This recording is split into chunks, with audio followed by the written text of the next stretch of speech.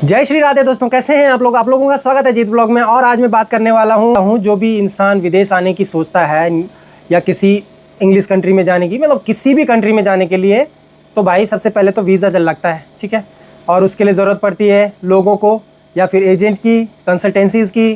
तो यह सब चीज़ों में लोग पैसा बर्बाद कर देते हैं और किसी एजेंट के चक्कर में पड़ जाते हैं। तो भाई पूरा ही ऐसा बर्बाद हो जाता है आदमी की, बस अपनी मेहनत की कमाई सब ठोक देता है कि हाँ भाई वहाँ जाके कमाएंगे, वहाँ जाके कमाएंगे, ऐसा कमाएंगे, वैसा कमाएंगे, इतना कमाएंगे, ठीक है।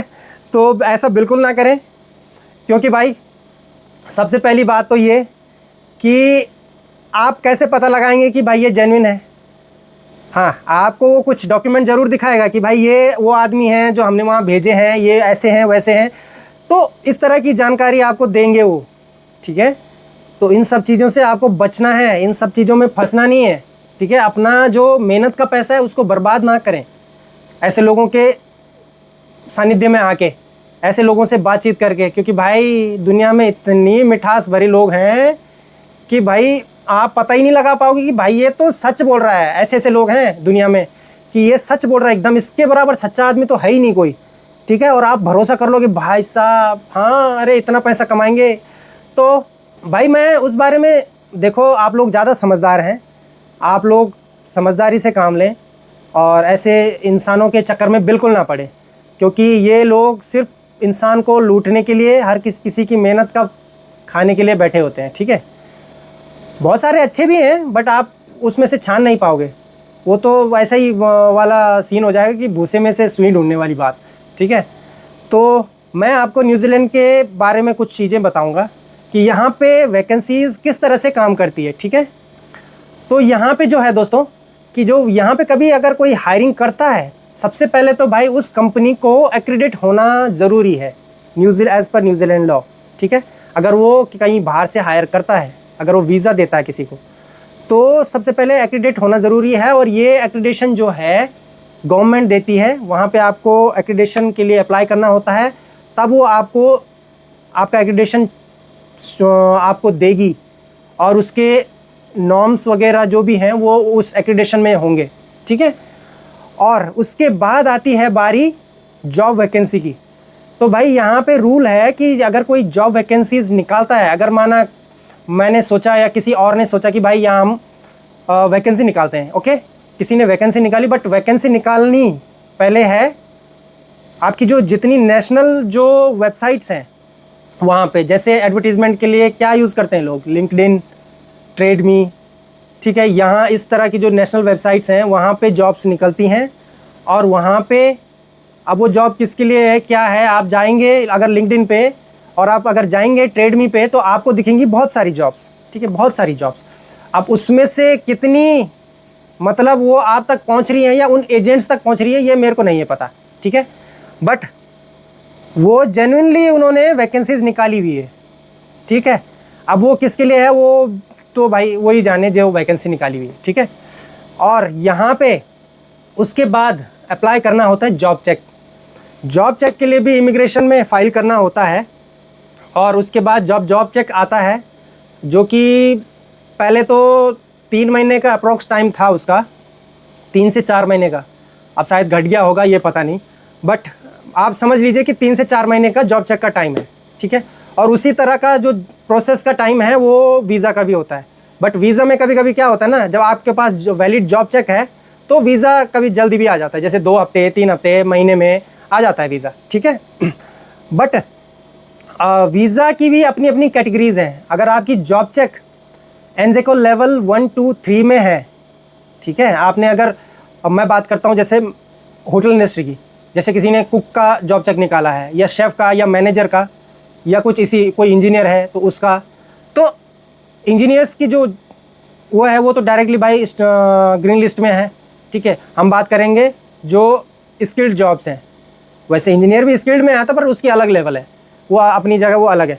बट अगर एनजेको 1, 2, 3 की बात करें, शेफ़, कुक, मैनेजर, इनकी बात करें, तो इसके लिए आपको आइल्स की ज़रूरत नहीं होती है, इसके लिए आपको पीटीई की ज़रूरत नहीं होती है, ठीक है। एक्सपीरियंस शो करना है या आपके पास बैचलर डिग्री है तो वो शो करनी है, उस बेस पे आपको वीज़ा मिल जाता है, ठीक है।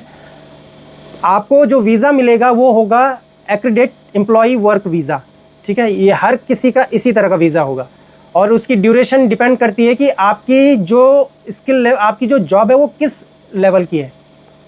4-5 के लिए तो पीटीई की ज़रूरत पड़ती है, इंग्लिश रिक्वायर्ड होता है उसमें, ठीक है। 1-3 में उसकी ज़रूरत नहीं है। तो अगर 4-5 की जॉब है तो उसमें जो वीज़ा का ड्यूरेशन होगा वो 2 ईयर से 3 ईयर का होगा, ठीक है। और जो 1-3 की जॉब होगी स्किल्ड जॉब तो उसमें होगा 5 ईयर का, ठीक है। 5 साल के बाद आपको कंट्री छोड़नी पड़ेगी 1 साल के लिए, दोनों में, मतलब 3 साल के बाद 1 साल के लिए कंट्री छोड़नी पड़ेगी। तो ये है यहाँ का एक बेसिक स्ट्रक्चर, ठीक है। जॉब चेक के बाद आप वीज़ा फाइल कर सकते हैं। वीज़ा भी जितने टाइम में आपका आएगा उसके बाद आप न्यूजीलैंड आके जॉब को ज्वाइन कर सकते हैं और काम कर सकते हैं। हाँ, अब रही बात कि भाई जब तो मैं आया था उस टाइम पे मीडियन वेजेस का रिक्वायरमेंट था कि भाई गवर्नमेंट ने बताया था कि भाई मीडियन वेज होना ज़रूरी है। बट मीडियन वेज के भी अपने अपने एक मीडियन वेज जो है, इन्होंने इनका जो वेजेस का रिक्वायरमेंट है उस टाइम पे मीडियन वेज रखा हुआ था, बट इन्होंने बीच में रूल्स चेंज किए तो इन्होंने मिनिमम वेजेस पे भी हायरिंग के लिए अलाउ कर दिया, ठीक है। मिनिमम वेजेस आई थिंक 23 से अब ही रहेगा, 25 के अराउंड, ठीक। जो मीडियन वेज था उस टाइम पे 29-66 के अराउंड था, बट अभी बढ़ के वो 33-56 के अराउंड हो गया है, ठीक है। तो यहाँ ये बढ़ते रहता है, कभी 26 भी था, 29, 31 था, अब 33 हो गया। तो ये सब यहाँ पे रूल्स निकलते रहते हैं, हर बार चेंज होते रहते हैं, ठीक है। तो इस बेस पे आपका जो वीज़ा अगर मिलता है तो उसमें रहता है भाई कि वीज़ा में आपको दिया रहेगा कि आपके मिनिमम आवर्स तो भाई फिक्स हैं कि मिनिमम आवर्स 30 आवर्स आपको देने ही पड़ेंगे, ठीक है। बट उसमें लिखा रहे कि भाई वेजेस का रेट अगर आपका मीडियन वेज का लगा हुआ है, आपका जॉब चेक में भी मेंशन होगा कि हाँ भाई ये वेजेस का रेट ये रहेगा इतना, ठीक है। आपने जिस हिसाब से आपने वैकेंसी निकाली होगी, अगर जैसे वैकेंसी में मेंशन करते हैं लोग कि 30 से 35 का रेट, तो उस हिसाब से आपका जॉब चेक आएगा और उस हिसाब से आपका वीज़ा आएगा। वीज़ा में लिखा रहे कि भाई मिनिमम आपका 30 आवर्स विद $30 पर आवर के हिसाब से आपको देने पड़ेंगे, मिनिमम है, ठीक है। मैक्सिमम कुछ भी हो सकता है, आपके काम पे है, आपके ओनर्स पे है, आपका जिस हिसाब से जो कुछ भी आप अच्छा करें या बढ़िया करें, आपके बढ़ते हैं, अच्छी बात है, बट मिनिमम ये है। तो ये है यहाँ का वर्किंग, मतलब जो काम करने का आपका जो मतलब वीज़ा के बाद का प्रोसेस, ठीक है। छोटा सा ही है, बल्कि जानकारी ज़्यादा बड़ी नहीं है। तो भाई ये कुल मिला के बात है कि इसी प्रोसेस से होते हुए सबकी वैकेंसी होती है, मतलब सबको जॉब मिलती है। अब वो आप अगर इंडिया से आ रहे हैं या कहीं और से भी आ रहे हैं तो भी आपको ये प्रोसेस फॉलो करना ही पड़ेगा। आपको क्या, जो ओनर हैं जो निकाल रहे हैं वैकेंसी, उनको करना पड़ेगा। तो आप देख लीजिए कि भाई आप किस तरह से उस चीज़ में फिट बैठते हैं, आपको कौन जेन्युइन वैकेंसी देता है। क्योंकि भाई फ़िलहाल तो यहाँ पे रिसेशन चल रहा है, वैकेंसीज़ यहाँ पे जॉबलेस बहुत हैं, ठीक है। और सबसे पहले तो भाई जो यहाँ के लोकल हैं, रेजिडेंट हैं, उनको यहाँ पे पहले वैकेंसी देना बहुत ज़रूरी है, ठीक है। उनकी हायरिंग होगी, उसके बाद आप तक वो बात पहुँचेगी। तो कितनी वो बात आप तक पहुँचती है ये भाई मैं नहीं बता सकता, ये आप लोगों को खुद ही देखना पड़ेगा। मैं बस यही कह सकता हूँ कि आप लोग बस सतर्क रहें कि भाई अपना जो मेहनत का पैसा है वो बर्बाद ना करें, क्योंकि मैं कर चुका हूँ और मैं भुगत चुका हूँ ये सब। तो भाई बहुत दुख होता है, इसलिए आगे मैं और जानकारी दूंगा आपको नेक्स्ट वीडियो में। तो मैं बताऊंगा कि भाई और क्या क्या हो सकता है। तो मुझे भी भाई चीज़ें देखनी पड़ती हैं, तब जाके मैं आप लोगों को बताता हूँ। तो मिलते हैं आप लोगों से अगली वीडियो में। सतर्क रहें और स्वस्थ रहें। जय श्री राधे। मिलते हैं आप लोगों से अगले एपिसोड में। तो ध्यान रखें और दुआओं में याद रखें। Bye bye.